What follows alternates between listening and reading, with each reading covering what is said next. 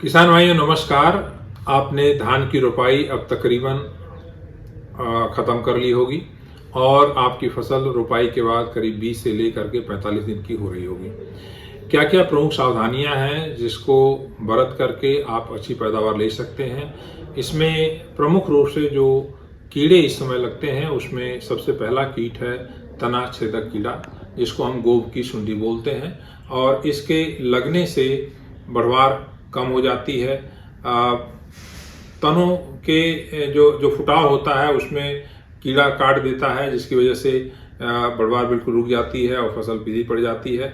इसके नियंत्रण के लिए पदान, केल्डान, सनवैक्स ये दवाई हैं जो कि ग्रेन्युलर फॉर्म में आती हैं।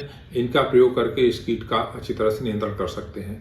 एक दूसरी समस्या जो किसान भाई आमतौर पे अभी समय महसूस कर रहे होंगे वो बकाने बीमारी की है, खासकर पंजाब, हरियाणा और पश्चिमी उत्तर प्रदेश में, जहाँ पर बासमती किस्में प्रचुर मात्रा में लगाई जाती हैं, चाहे वो 1509 हो, 1121 हो, 1847 हो या 1718 हो, 1900 या 1885 या 1886 किस्में हैं या 1847 है। इन सारी किस्मों में बकाने की समस्या आ रही है।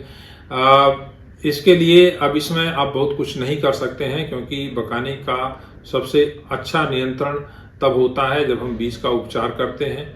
और इसके अलावे जब पौध उखाड़ लेते हैं तो पौध को उखाड़ने के बाद बावस्टिन के घोल में जड़ों को डुबा करके अगर रात भर रखें और अगले दिन फिर रोपाई करें तो इसमें इसका बखूबी नियंत्रण हो जाता है। बीमारियों की अगर बात करें तो उसमें जो गुतान झुलसा या शीत ब्लाइट की बीमारी आती है, इसके प्रकोप से नुकसान होता है। इसके नियंत्रण के लिए आप इस बात का ध्यान रखें, जिसमें तनों के ऊपर चित्तियां पड़ जाती हैं भूरे रंग की और ऊपर की तरफ वो बढ़ती हैं, तो नाइट्रोजन का प्रयोग इसमें कम करें। खेत की मेढ़ें जो हैं उनको आप साफ सुथरा रखें ताकि बीमारी ज़्यादा न फैले।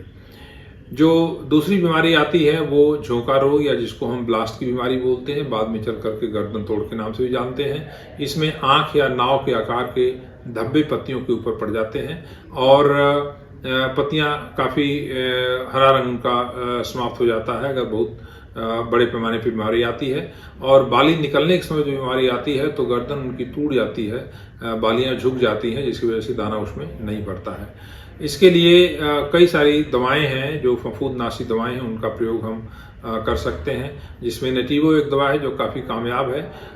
आमतौर पे किसान भाई ट्राईसाइक्लाजोल दवा का प्रयोग करते हैं, लेकिन हमारी ये सिफारिश रहेगी कि इस दवा का प्रयोग शुरू की अवस्था में तो आप कर सकते हैं, लेकिन बाद की अवस्था में इसका प्रयोग नहीं करें, क्योंकि बाद में जब इसका प्रयोग करेंगे तो इसका अवशेष चावल के अंदर आ जाता है और उससे फिर चावल के निर्यात में दिक्कत आती है। नेटिवो से इसका काफ़ी अच्छी तरह से नियंत्रण हो जाता है। जब करीब अक्टूबर के पहले सप्ताह में या सितंबर के आखिरी सप्ताह में जो देर से पकने वाली किस्में हैं उनकी हम बात करें तो उसमें तेला चेपा या ब्राउन प्लांट हॉपर ये एक कीड़ा आता है जो हजारों की संख्या में पौधे के निचले हिस्से में बैठा होता है, वहाँ से तने का रस चूस लेता है और इससे पौधे सूख जाते हैं। 2-3 दिन लगता है, पूरी फसल सूख जाती है।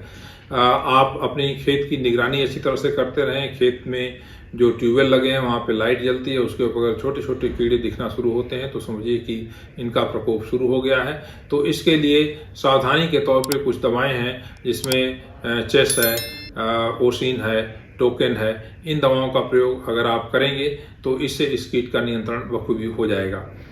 इन सारी सावधानियों को अगर आप ध्यान में रखेंगे तो मुझे उम्मीद है कि आप धान की बहुत अच्छी पैदावार ले सकेंगे। बहुत बहुत धन्यवाद।